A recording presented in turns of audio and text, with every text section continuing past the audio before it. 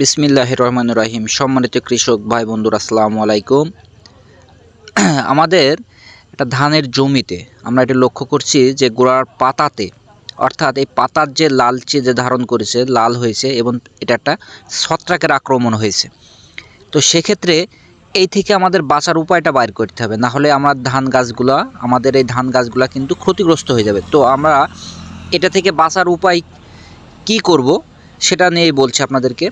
যারা জমিতে এখনও শেষ সার দেওয়া হয়নি তারা অবশ্যই বিঘা প্রতি 200 গ্রাম হারে যে কোনো কার্বনডাজিম পাউডার অবশ্যই সারের সঙ্গে মাখায়ে ফেলেন। আশা করি একটা ভালো একটা রেজাল্ট পাবেন। আর যাদের সার দেওয়া হয়ে গেছে তারা অবশ্যই খুবই দ্রুত স্প্রে করুন যে কোনো ছত্রাকনাশক, অর্থাৎ অ্যামিস্টার টপ যেটা আছে সিনজেন্টার, এটা হলে খুব ভালো হয়। অ্যাজিস্টোভিন গ্রুপের যে কোনো একটা বিষ আপনারা অবশ্যই স্প্রে করুন। দেখুন ইনশাল্লাহ আপনাদের এই সমস্যাটা কেটে যাবে, এমনকি ধান গাছগুলা অনেক সবুজ হয়ে যাবে।